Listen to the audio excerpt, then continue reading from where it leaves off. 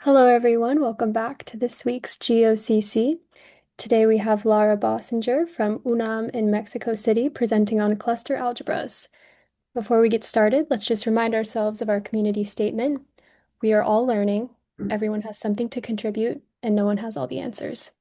So with that, Lara, whenever you're ready. Thank you, Bailey, for the invitation. Thank you for all of you that are connected here, or for you who are watching this video later. I love your community statement. I only want to reinforce that, inviting you, if you're present here, to interrupt me when you have any questions. So this can be a discussion and yeah, a fun hour that we spend together. And I also love the fact that so far we're only women connected. I think that's really sweet. So. Let me go ahead and jump into the topic. I'm going to talk to you about cluster algebras, which is one of my favorite topics in algebraic combinatorics, and a topic that I've been working on for a few years by now. So here's a bit of the overview of my talk. I want to first kind of place cluster algebras within mathematics, to give you like a map, an idea of where we are moving.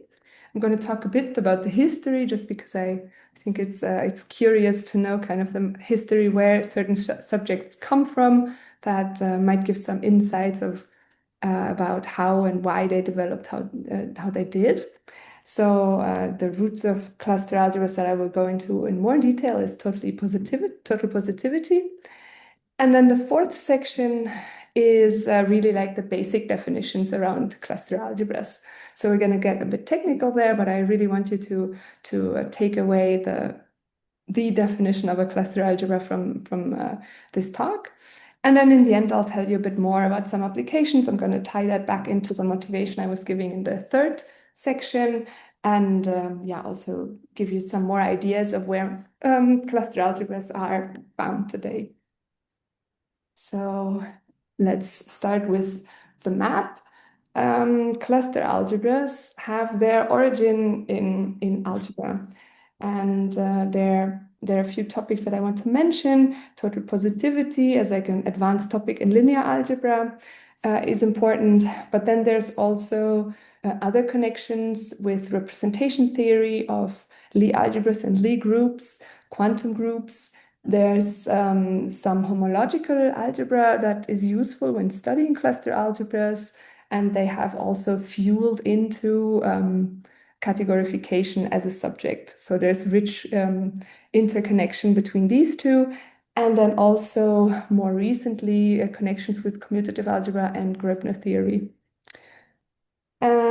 Then on the combinatorics end, we have a rich variety of subjects. I'm going to group this here together with polyhedral geometry. So from the beginning, and we will also see a bit of this connection, we have Weyl groups and root systems. We have the Stashev polytopes, associahedra coming up. And then we have more advanced polytopal polyhedral or no longer polyhedral objects like Newton-Kunkov polytopes, Newton-Kunkov bodies. And then also combinatorics that get quite involved, like dimer models and Plaby graphs or scattering diagrams are related to the study of cluster algebras.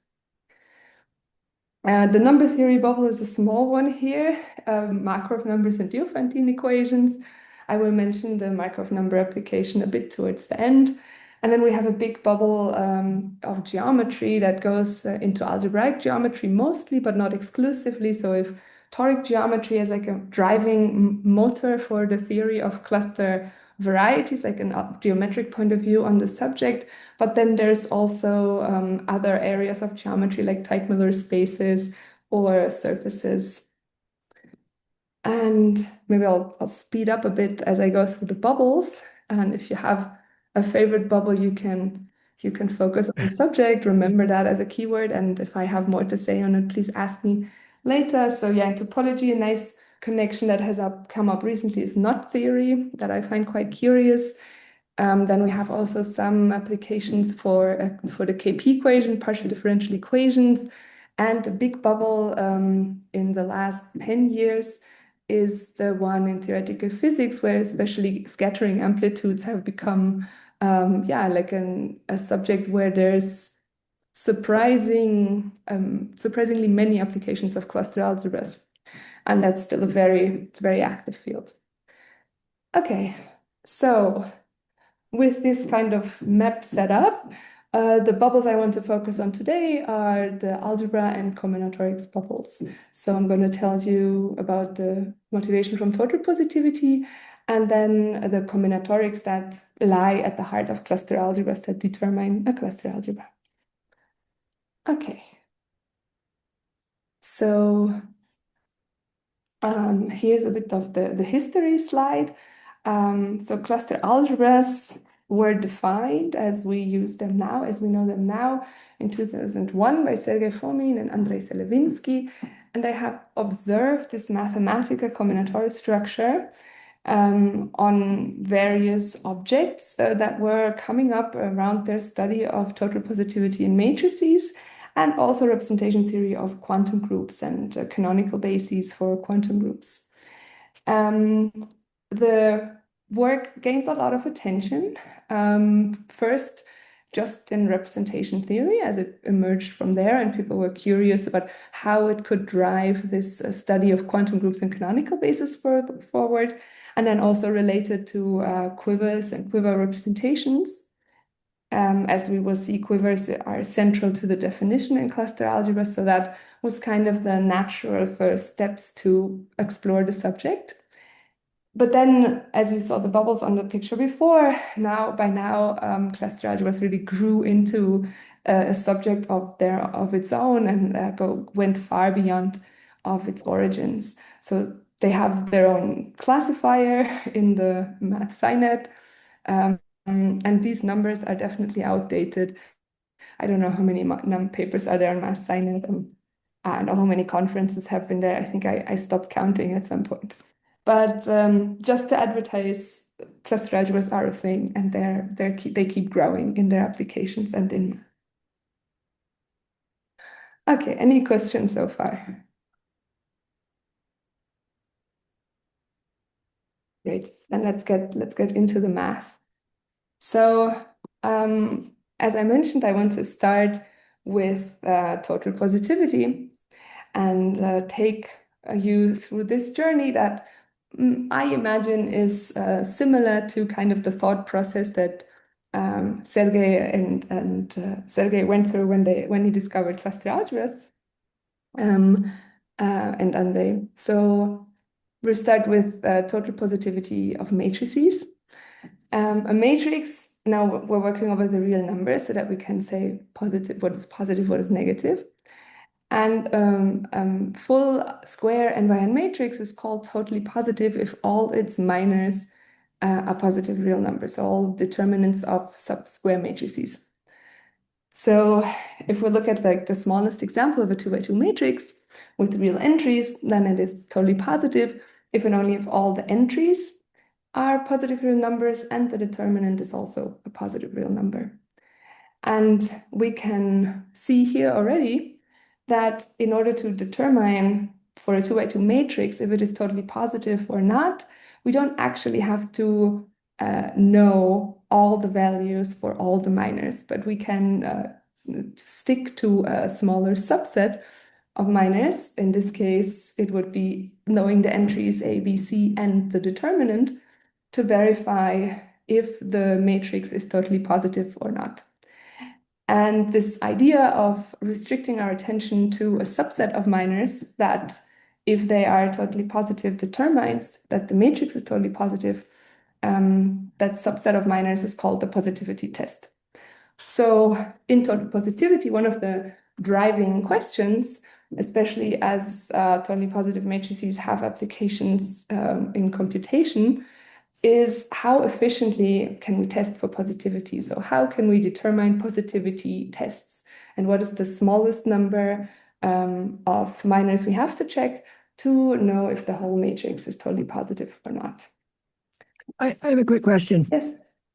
For totally positive, the submatrices, do the rows and columns involved have to be contiguous? Or in other words, could you take first row, last row, and first column, last column, and that 2 by 2, would that count as a submatrix? Absolutely, yes. It's any kind of submatrix. It doesn't have to be continuous.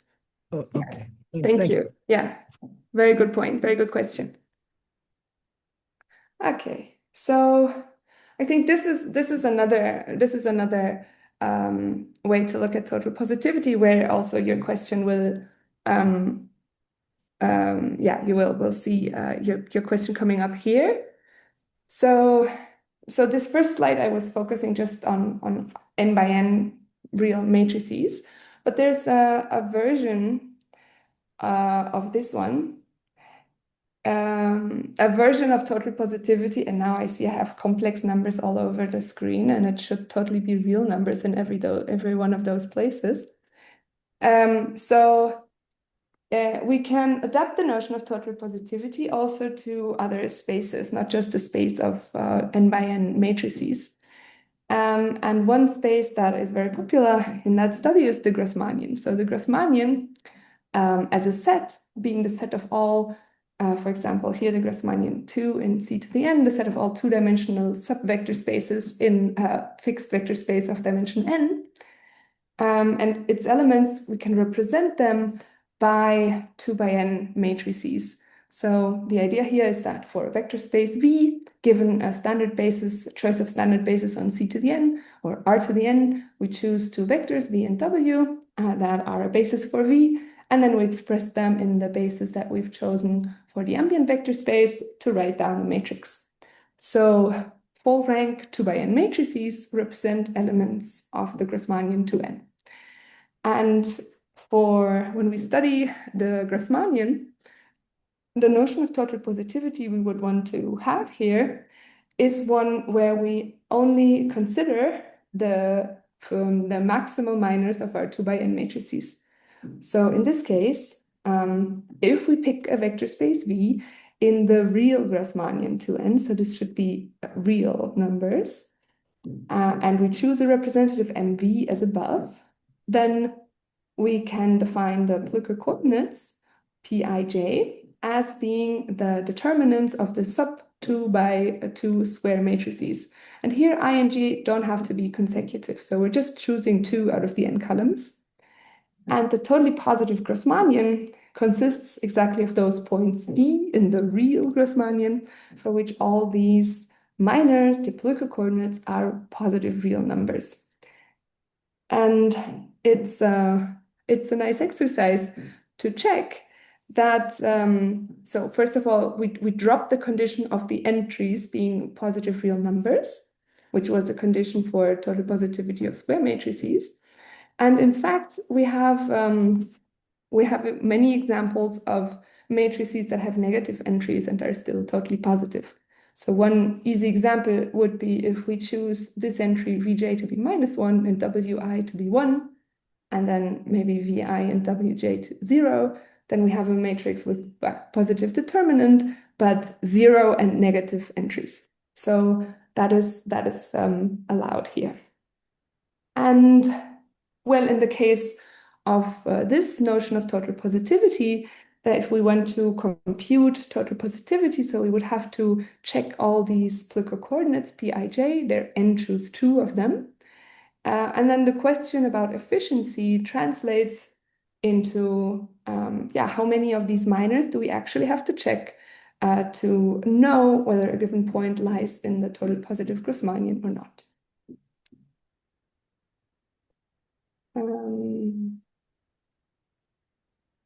So the Plücker coordinates are not independent. The minors of the full square matrices are also not independent.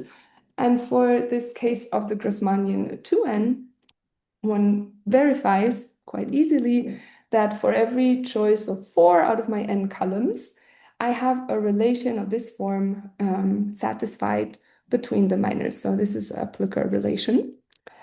And in this talk, and also for this subject, it helps a lot to visualize the Plücker relation as a triangulation of a quadrilateral. So if I choose my 4 indices, IJKL, I can visualize them as the vertex labels of a quadrilateral, and then the edges of my quadrilateral are certain Plücker coordinates or correspond to the indices of the Plücker coordinates.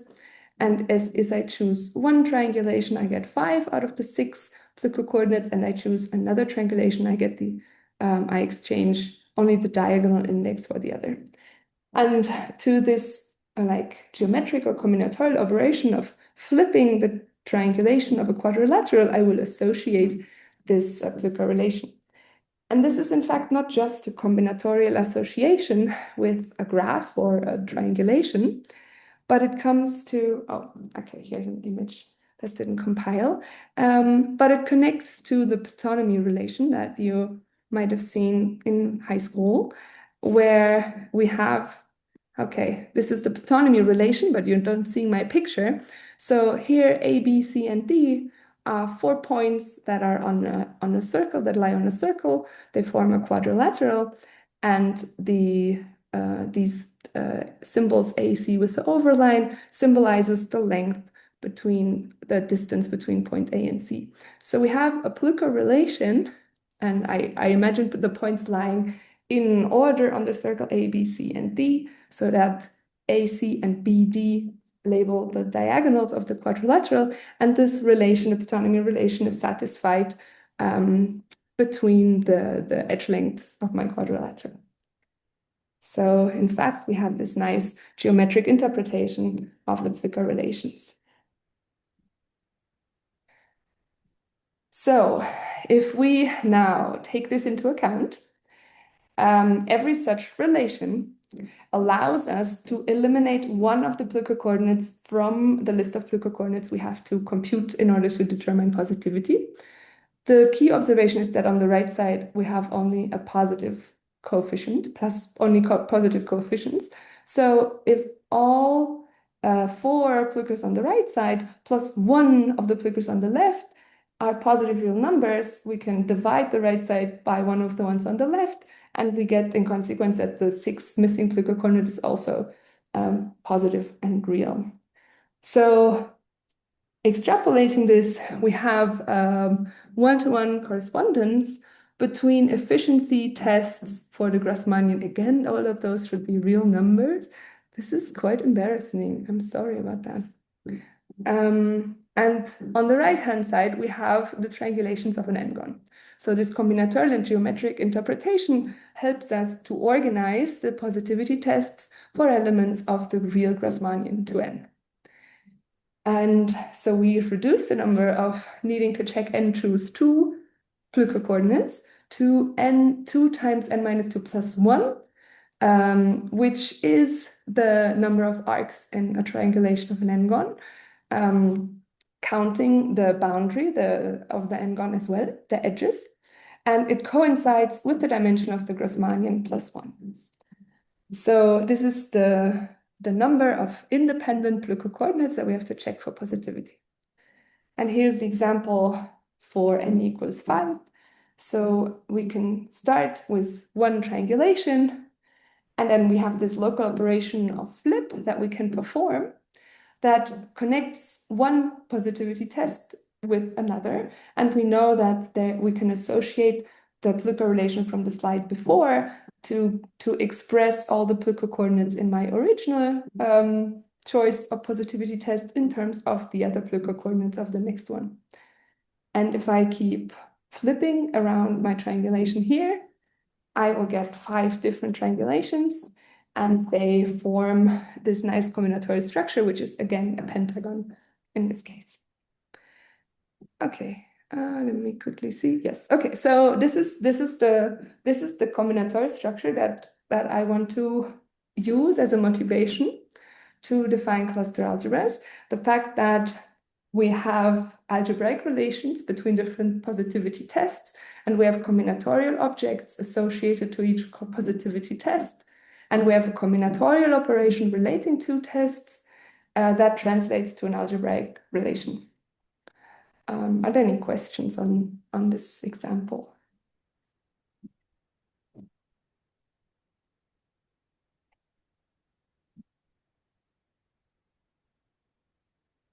Okay, so what I want to do now is set up the definition of a cluster algebra. I will do the following. I will take I will replace the combinatorics of triangulations and flips by other combinatorial objects that will be quivers or directed graphs and mutations on graphs. And then I will replace the Plücker relation that we had relating two of these combinatorial objects with an algebraic relation that is called the exchange relation. And that will set up the general definition of a cluster algebra. Then I will tell you a bit about cluster algebras in general. And when I'm done with that, I'll come back to this example and verify that that other type of combinatorics that I'll introduce is actually generalizing what we have observed in this example. Okay, so let's start with the kinds of combinatorics that we need for cluster algebras. So instead of triangulations of an n-gon, we will be dealing with quivers. A quiver for me is a directed graph. It has a finite set of vertices and also a finite set of arrows in between them. I will add one technical assumption, and that is that I will not want my quiver to have any loops, so arrows that start and end in the same vertex, or two cycles that are oriented two cycles, like a pair of vertices where I have one arrow from one to the other and another arrow in the opposite direction. This vertex set of my quiver, I will split it into two. I will partition it. I will assign the numbers 1 to n to some vertices that I will call mutable, and then I will assign the numbers n plus 1 to m to the rest of the vertices, and I will call those frozen. So this is an example of a quiver. I have 3 vertices, 2 are mutable, and 1 is frozen. And I will be denoting the frozen vertices. I will label them or color them blue to distinguish them. So with my quiver, I will want to perform a combinatorial operation that generalizes the flip that we've observed in the previous example. So this operation is called quiver mutation. And in order to perform quiver mutation, I will focus my attention on one of the mutable vertices. And I define the mutated quiver, the mutation in direction k of my quiver, as another quiver that I obtain from Q by following 3 steps. So the first step, I will consider all the length 2 directed paths that pass through K. So for every path of this form, I, K, J, I will add a direct arrow from I to J. In the second step, I will invert all the arrows that are incident to K. And in a third step, I will remove a maximal set of 2 cycles. So the steps 1 and 2 together may create 2 cycles in my quiver, which I did not want to allow. So in order for my new quiver to also obey this assumption, I will eliminate a maximal set of 2 cycles. And here's a first exercise, if you want, and that is checking that quiver mutation is an involution.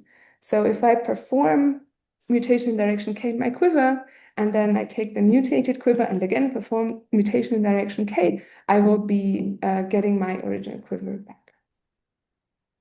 Okay, let's look at examples of what this looks like. So are there questions about the definition? So in the previous example with the pentagon, what are the mutable vertices and the frozen vertices?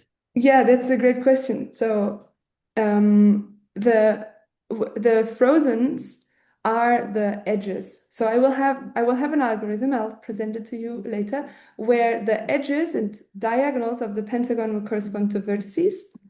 And then the mutable ones are the diagonals, where I have this the freedom to flip a diagonal. This combinatorial operation of flip will correspond to the quiver mutation, and the edges along the boundary are those that are frozen because I cannot perform the flip without destroying my pentagon, essentially. Excellent, thank you.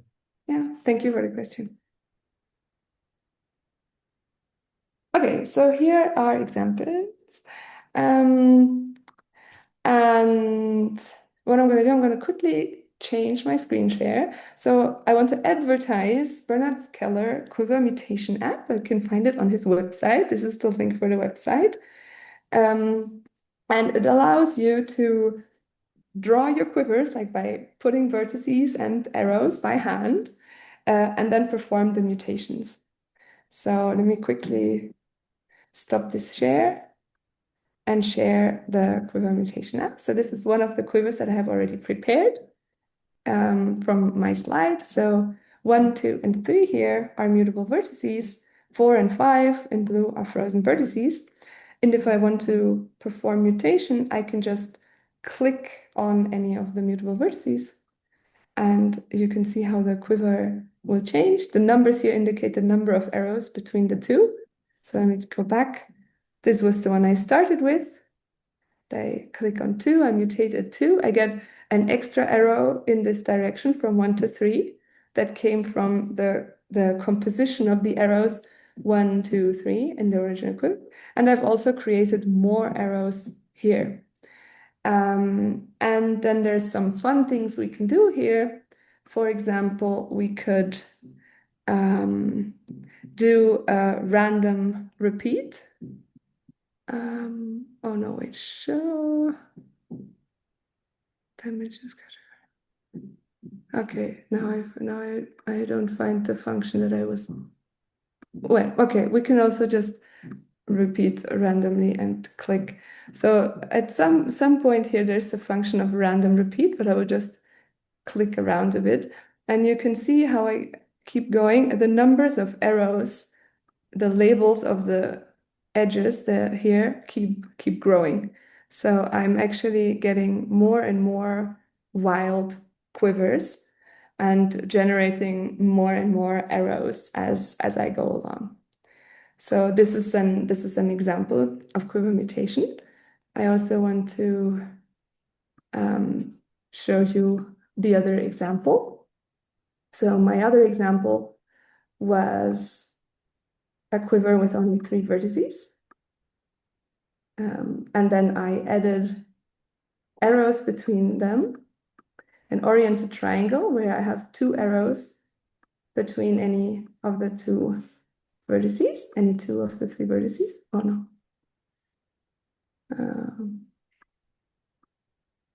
3, 2, 1, and another one, 3, 2, 1.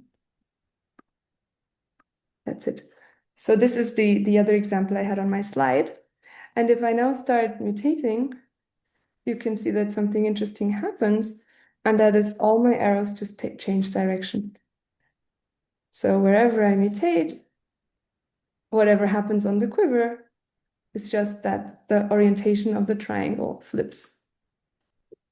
So these are like 2 examples of very different behavior that can happen with this rule of quiver mutation. Are there any questions? In that previous example, the increasingly large numbers suggests that what you're effectively doing is taking a matrix and raising it to higher and higher powers and having the entries grow. Can you interpret what the phenomenon in that way?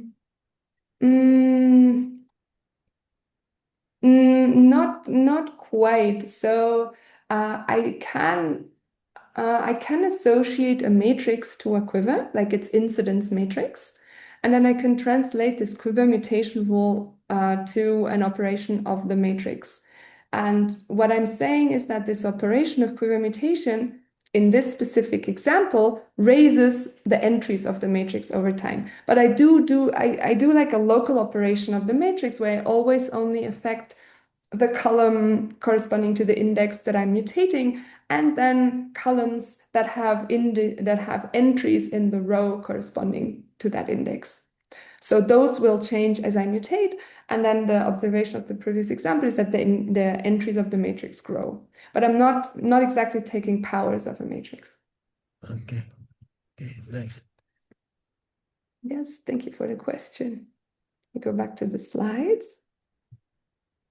Okay, so if you want to have a bit of fun and play around with quiver mutation, I highly recommend visiting this homepage. You can download the app that I just showed you, or you can also do it online. Great. So here's like a picture, a mental image that we can think of when we think of quiver mutation, and that is that of an infinite and regular tree. So I start with some quiver, I associate it to a root of this tree. So this tree has an infinite number of vertices, and they are all, in this example, 5-valent. And it's regular everywhere. And as soon as I do mutation, I imagine walking along one of these edges, I get another quiver, and I have, again, in this case, 4 other possibilities to perform a mutation, because if I do the same mutation again, I would just walk back to the original trip. So in that sense, we can think of quiver mutation as a discrete dynamical system where we just start with our initial data and then just mutate in all possible directions. And we saw a bit in the example before that crazy things may happen. And errors may grow, and we just create more and more quivers. Great. So I will tell you a bit more about how well understood this phenomenon is, and when do we find that this system is periodic, and we come back and we have like a finite number of quivers, and when it is not.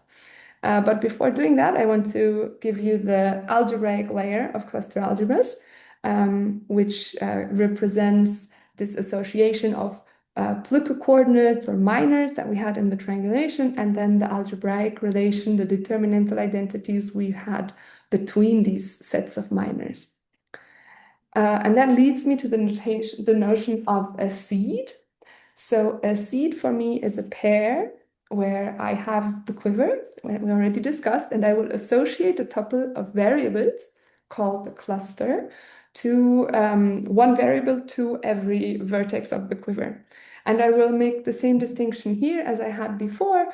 I have n mutable variables and then n plus m frozen variables. And as I do the quiver mutation, I also want to change the seed that I'm associating. And the way I will do that is as follows. So the seed mutation is an operation on the seed that replaces one seed by another. On the level of the quiver, I will just take the mutated quiver that we just discussed.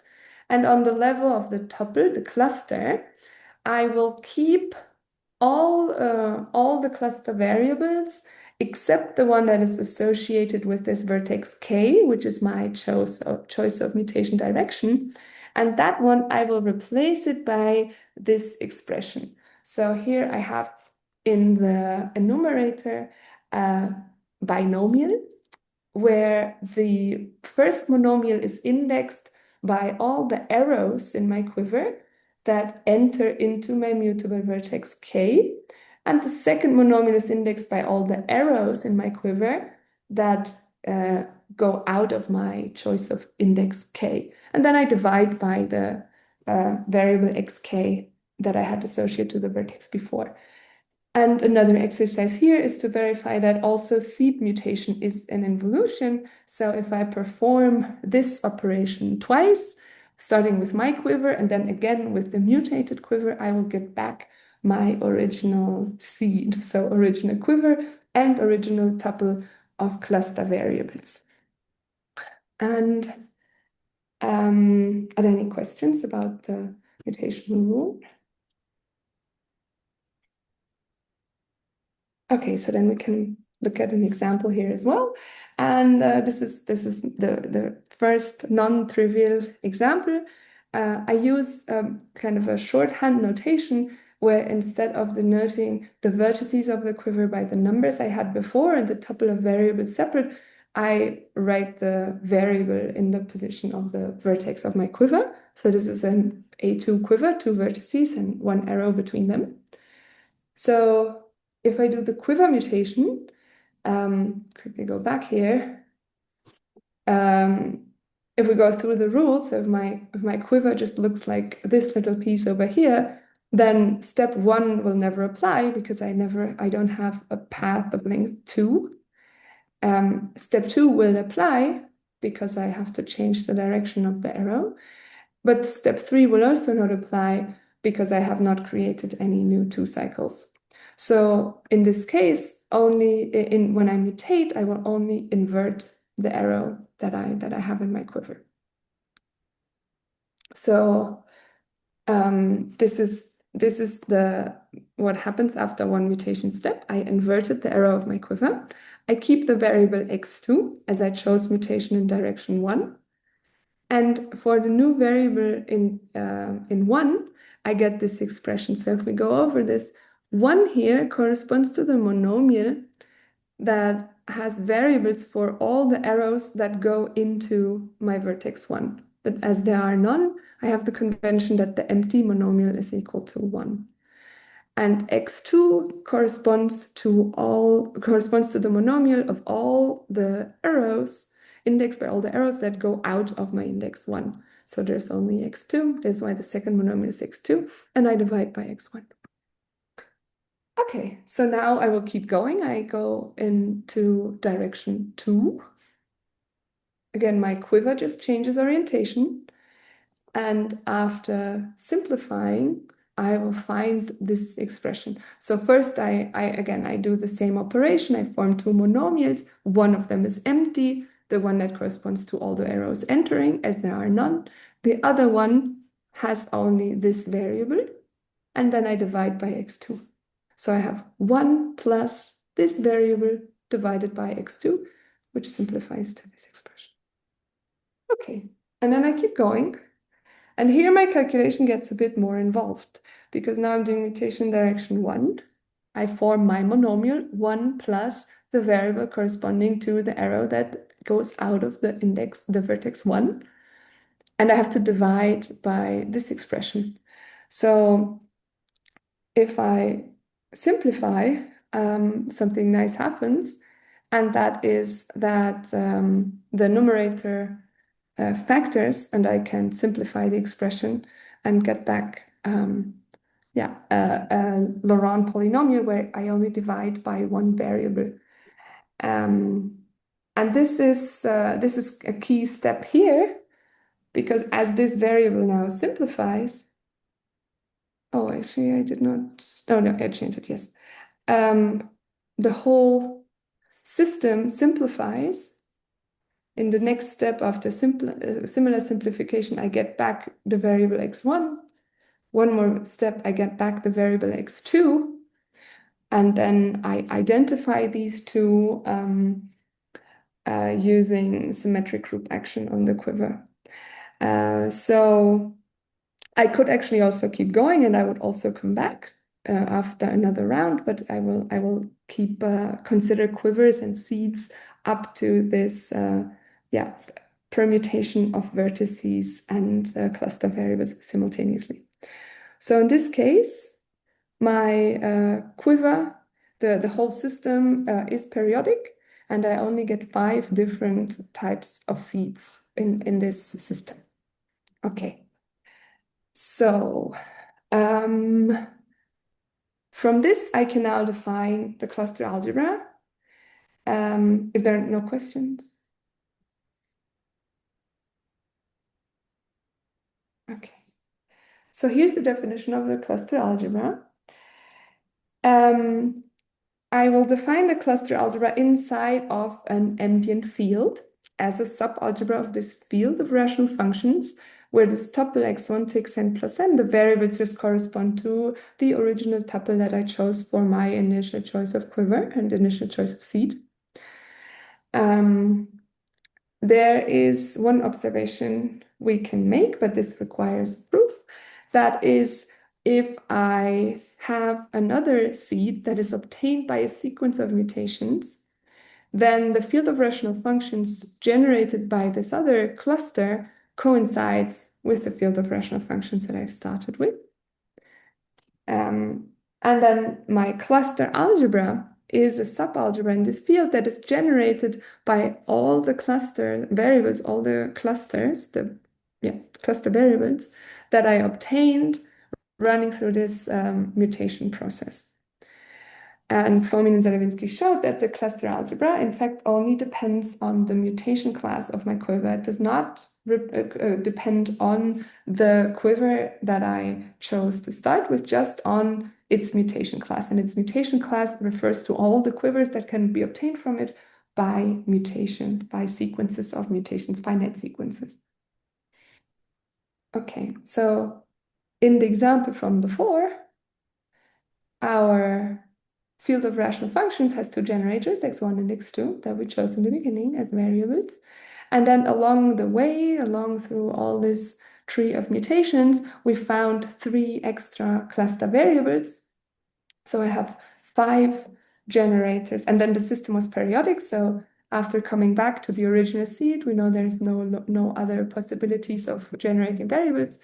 So these are the 5 cluster variables, and A is the algebra generated by them. So I can take polynomial combinations of these 5 elements, and they will be elements of the cluster algebra, but I cannot take inverses, for example.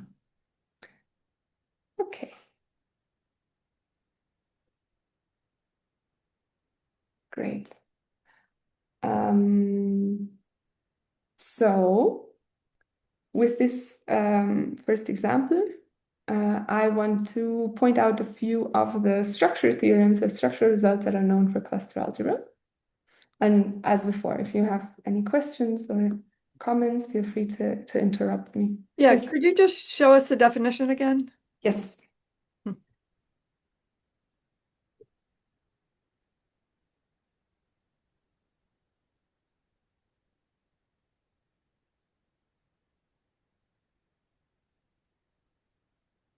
I'm also happy to share my slides after I corrected all the typos.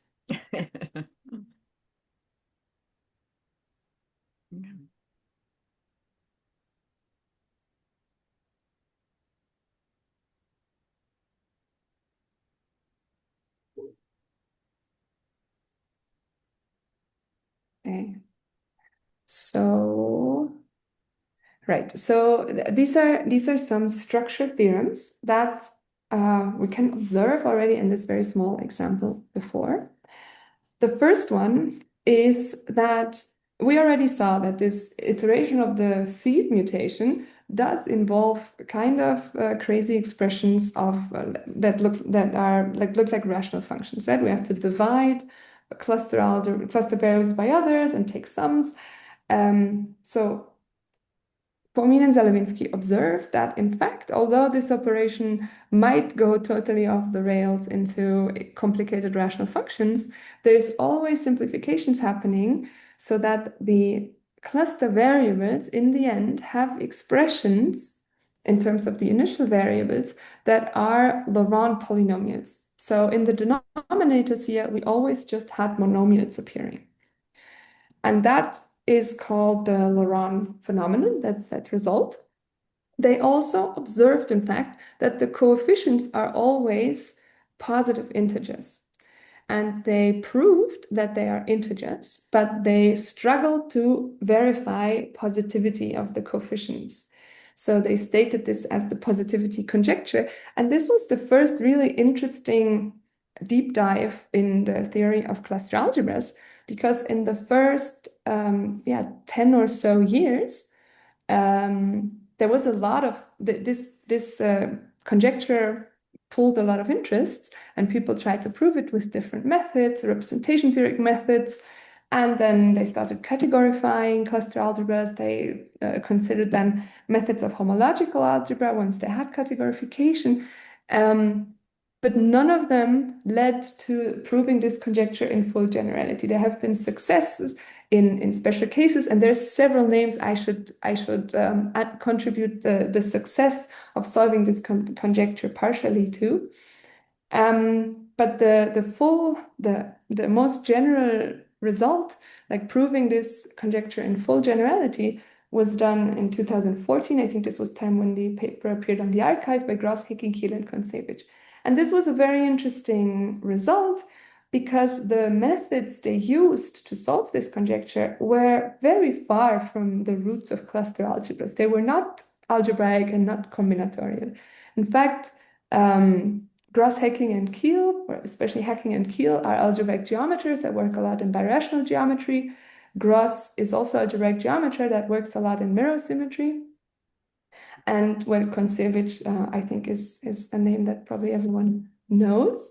So what they did is they used these mirror symmetry methods and interpreted the coefficients that appear here as a certain count of disks in certain Lagrangian varieties. So they associated really abstract geometric objects to cluster algebras, and they managed to interpret the coefficients as this counting problem, and that's how they solved the conjecture. And yeah, it was a big result. It is still a big result for cluster algebras. So this is one observation we could make in the example, the Laurent phenomenon and positivity of it. And another observation was that in the examples I first showed, when I started clicking on the vertices and doing mutation, the numbers of the arrows kept growing. And there was kind of no way to get them back down, at least not doing the random clicks that I was doing. But in our small example of this A2 quiver, after 5 mutations, we just came back to the original quiver. So Fomin and Zelevisnky wrote, in fact, they wrote 4 initial papers on the subject. In the second paper, they dedicated all their energy and effort into the finite type classification that was exactly questioning when is this dynamical system, the system of mutation, when is it periodic? And so they introduced this notion for a cluster algebra being of finite type if it has a finite set of cluster variables. So when I do this mutation procedure, I only have a finite collection of cluster variables that ever appear as I do the procedure. And this is equivalent, or they show the finite type classification, this is equivalent to the mutable part of the quiver. So here I ignore all the blue vertices, all the frozen vertices in my quiver. I just focus my attention on this mutable part. And if that one is mutation equivalent, so after performing a finite sequence of mutation, I end up with an orientation of one of these Dinkin diagrams, then my system will be periodic. So what we've seen in the example is the n equals 2 example for this quiver, where we just have a line. Then we have the dn quivers, so n vertices, almost all aligned, but they split up in the end. And then we have the E6, E7, and E8 quivers. So this was a very pleasant result to have because it connects us to Dinkin diagrams and kind of the heart of pure mathematics, as I like to see it. And out of this observation also, this fueled into, for example, the connection to root systems. In fact, if I start with a quiver of this type, then there's a bijection between the cluster variables and the almost positive roots of the corresponding root system. So that is all the positive roots plus the negative simple roots. So the root systems control the cluster algebras of finite type. And then there is also generalizations of the notion of cluster algebra that would extend this list to all Dinkin diagrams. So I would include the non-simply laced type B and type C and G and F. But then I would have to generalize slightly the definition of cluster algebra I've been using here, but this is also within the theory. Okay, so are there any questions on this one? Well, coming back to a regular n-gon and then considering all possible triangulations, does that correspond to a type AN in this theorem? Absolutely, yes. Yeah. Okay, but now the number of triangulations, that would be the nth Catalan number. Yes. But on the other hand, the number of roots of type AN is just n choose 2. Right. Yes, exactly. So the Catalan number counts the number of seeds, and the number of roots is the number of cluster variables. So if I go back, okay, this is a terrible example because they both coincide. But the number of cluster variables, so the elements that I collect the algebraic elements that I collect around this mutation process, these are my cluster variables. And the seeds are the whole data package of quiver plus associated variables. So the Catalan number counts the seeds, and the number of roots is the number of variables that I collect on the way.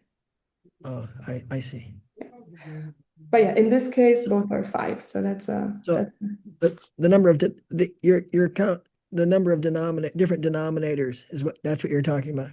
not just the denominator. Well, so I count the whole variables, but it is true that they will have different denominators. Well, this one makes two. So the one there counts as one of the variables? Sorry, what was that? The one that's showing up in the numerator, is that counting? Are you counting that as one of the variables?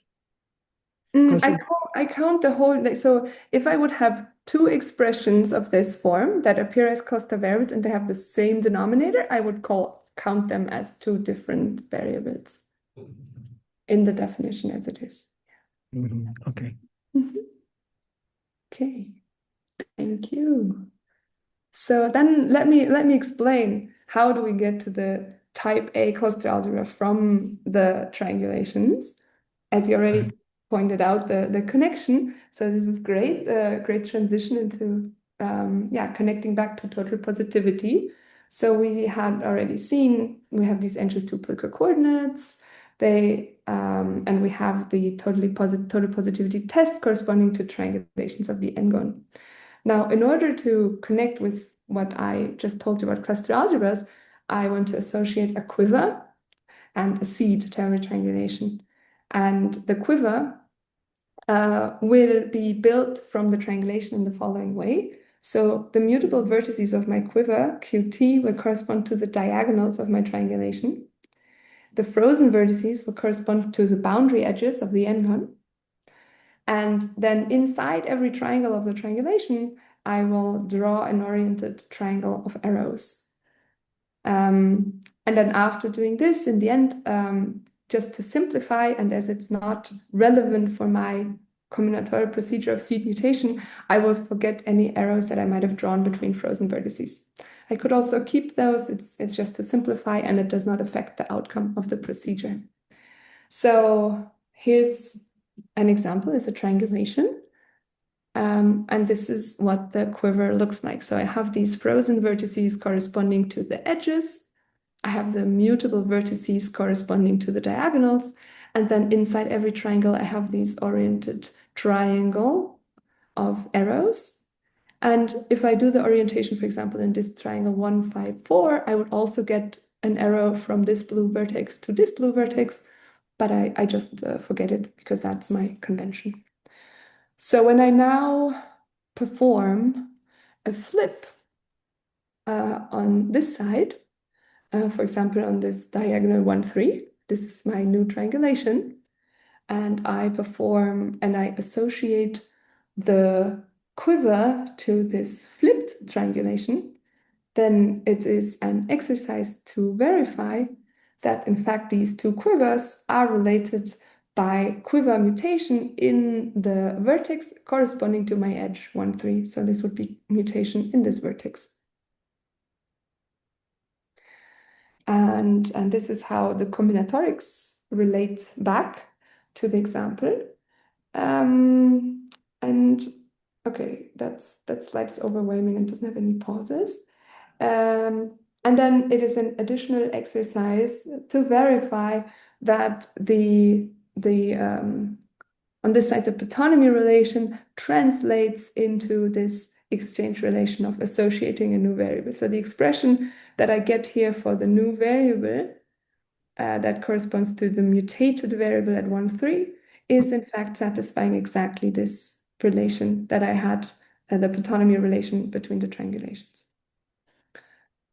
Okay, then just to wrap up this example, translating now into the language of cluster algebras and mutation, We have a bijection between the triangulations of the n-gon and with the flips as the combinatorial operation into seeds of the cluster algebra that I can associate with one of these quivers of a triangulation plus the mutation operation.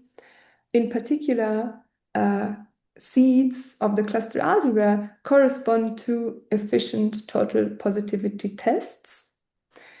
And the corresponding cluster algebra turns out to be exactly the homogeneous coordinate ring of the Grassmannian in its Plücker embedding or the Plücker algebra. So that's the polynomial ring generated by these Pij's corresponding to minors of my matrix divided by the ideal generated in Plücker relations or the determinantal identities, the pathonymy relations that we had.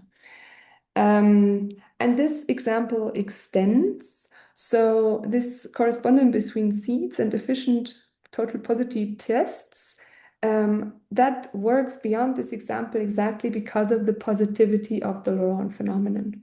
Now, the Laurent phenomenon tells us that every other cluster variable is a positive Laurent polynomial in any other seed. So that is the essence of why total positivity is connected to cluster algebras, and is also why it was so important to solve the positivity conjecture. And we have similar results in cluster structures that that we can associate to other Grassmannians Kn, we can associate to GLN, to SLN, other spaces that occur, or coordinate rings of spaces are flag varieties and Schubert varieties and double Broussard-Hasselts, and this list is much longer. Yeah, because Richardson varieties and Braid varieties and many more. And I think I want to skip this last remark and just leave this kind of advertising slide of the other, where else we can find cluster structures. So there's a way to associate cluster structures with marked bordered surfaces, extending this idea of triangulations of the disk to triangulations of other punctured surfaces. There's this beautiful application that has been starting like about 5 years ago, about how to obtain in knot theory the Jones polynomial or Humphrey polynomial using cluster algebras from certain expressions of cluster variables. And there's this really cute application with the Markov numbers that are integer solutions to this equation. They're called Markov triples, and we can associate Markov triples with seeds of this quiver that I had in my example. So if I start here with the initial variables x1, x2, x3 being 1, 1, 1, this is like an initial solution to my Markov equation. Any other cluster that I obtain from mutating the initial cluster with these values is another Markov triple. So that's how cluster algebras also, have their own application in number theory and Diophantine equations. Okay, and I want to stop here, just leave you with some references. Thank you very much for your attention. Thank you so much, Lara, for such a wonderful talk. Do we have any questions? I have a question. Can we go back to slide, I think it was 19. This one? Oh, no, maybe it's 20. This one. Yeah. Okay, so in the middle it says the corresponding cluster algebras generated by these Pij's modulo these Plücker relations. I think that's, but the Pij's were polynomials. They're not fractions. They're just polynomial, correct? Isn't that right? Yeah. So okay, maybe first of all, maybe I'm being a bit obnoxious here. I'm identifying Pij was my notation for the minor of a matrix. Maybe I should use another symbol here, xij, to have a variable associated to every minor, and then mod out by the ideal of relations that are Plücker relations in these variables. Okay. I guess what I'm confused about is I was expecting the cluster algebra to be, consisting of some rational functions, Mm, but here it's something else. You're giving us it's kind of an algebra of polynomials modded out by some other polynomials. right. So where are the rational functions? Right, totally. Okay. So yes, thank you. So this is a very good point. So these are I'm playing with two different ways of presenting an algebra here.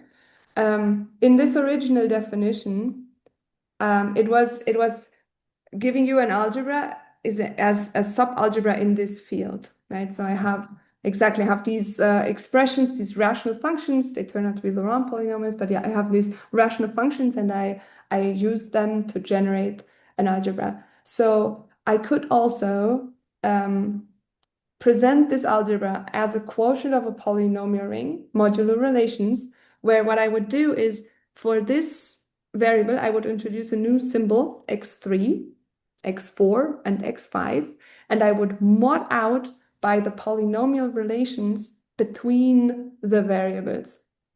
And what I have on this other slide is that interpretation of an algebra as a quotient of a polynomial ring, where I have more variables than I need in the polynomial ring, and then modular relations. Yes, thank you so much. Okay, no, excellent answer. Now I have another quick question.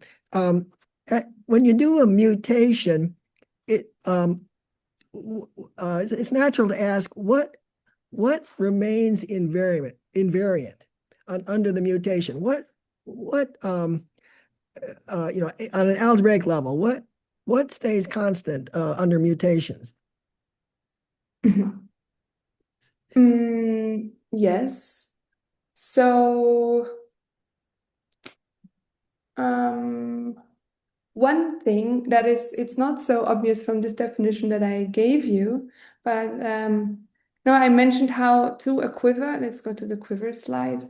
I can associate to a quiver its incidence matrix, right? A skew-symmetric matrix where the ijth entry would represent the number of arrows from I to j in my quiver. And as I do this mutation, the rank of this matrix is, for example, an invariant that remains the same.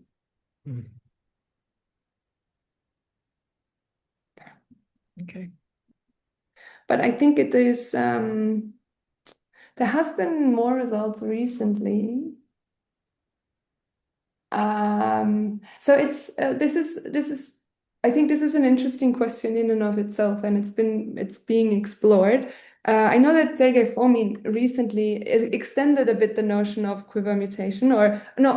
He focused on a special class of quivers that have a certain cyclic property to study further invariance under this combinatorial operation. But I cannot recall the details of those results right now. But yeah, it's certainly a question that is very relevant, and having more invariance would be very useful in the subject.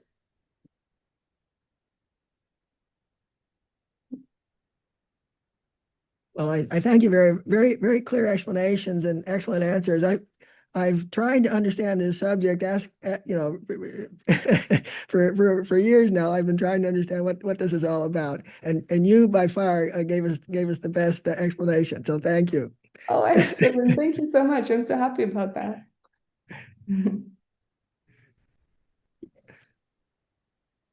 Lara, I might have a quick question. So the type A cluster structure looks like an associahedron.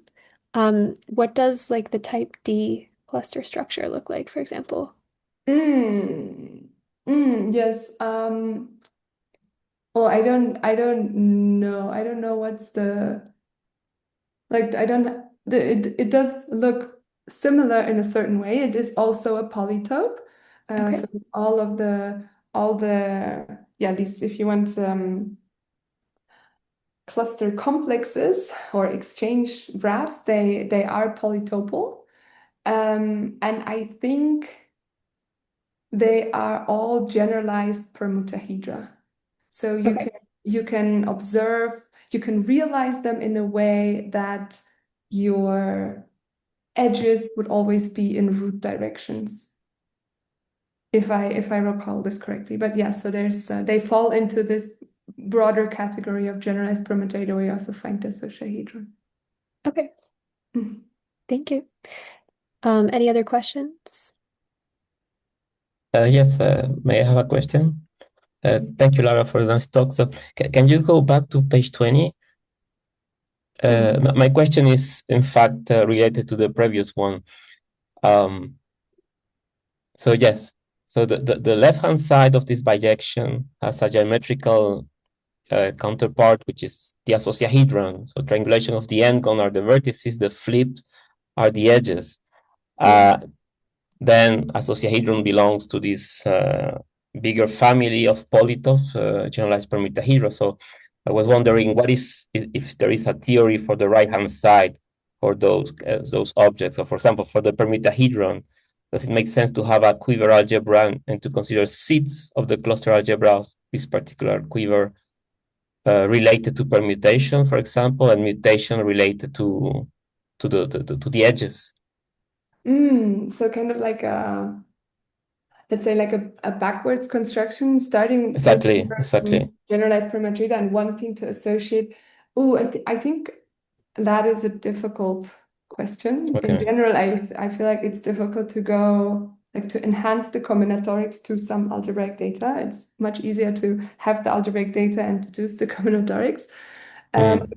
But the right-hand side has its own theory by now about what are these polytopal structures that I can obtain. And yeah, there's also a lot of more combinatorics coming up here that, for example, there's fans, complete simplicial fans, and I can associate with a cluster algebra where for every cluster variable, I get a ray, and for every seed, I get a maximal cone. So I get a bunch of simplicial cones, and there's a tropical mutation rule that when I start with, say, the positive orthant as my initial seed, and I apply this tropical mutation rule, I get another adjacent simplicial cone that shares a facet with the original. And that way I can build a whole fan. And then it turns out that these fans, if I'm in the finite type, they are polytopal, so they're normal fans of polytopes, and this is the class of polytopes that you can get on this right-hand side here. But it is limited, of course, to these finite type cases that can be extended to all Dinkin diagrams. I can include like the non-simply laced ones, and I also get fans and polytopes for those. But then beyond that, that breaks. So as soon as my cluster algebra is infinite, this fan will no longer be a complete fan. So then this combinatorial, like I can still have this abstract simplicial complex where vertices correspond to clusters and edges correspond to mutation. I can still build that one, but if I'm beyond finite type, it will no longer be polytopal. So the theory diverge a bit from that point on. I see. And another quick question, is there a theory of quivers but for hypergraphs? So instead of starting from a directed graph, you start from an hypergraph? Oh, interesting. I haven't seen that. Yeah.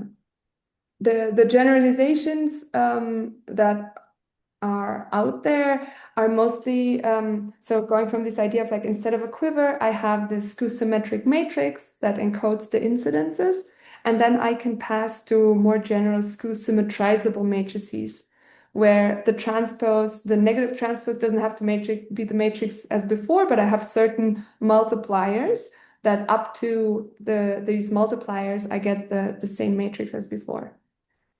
So generalizing that way, working with these skew symmetrizable matrices, I can realize also these non-simply laced Dinkin diagrams. Yeah, but I haven't heard of like interpretations in terms of hypergraphs or yeah, that would be certainly cool to generalize that way. Thank you. It's just because I was reading a work on, well, there's some links between quivers and operats, and people were working on from operas on graph to operas on hypergraph. So I was wondering if something similar occurred for quivers, if there was some quivers notion at the level of hypergraph, but okay. Okay. Thank you. Yeah, So, good thank you very question. much. Great question. Thank you. Go ahead. Quick question. Does the cluster algebra have extra structure, like maybe a hop algebra structure, anything like that? Oh, there. I don't know of a hop algebra structure. There is ways to define a Poisson bracket. So we have like a Poisson structure that comes out of the, from the quiver or the matrix. Yeah, but I don't know of any hop algebra. I may say one word. There is a notion of half quiver, but I don't know if it corresponds. I think it corresponds to an algebra and a coalgebra with some compatibility relation. But this exists, half quiver. If you Google half quivers, there's a work of Mark Rosso from 2000, but I don't know how to use this technology then. But it exists. Thank you. Okay, I'll go ahead and stop the recording.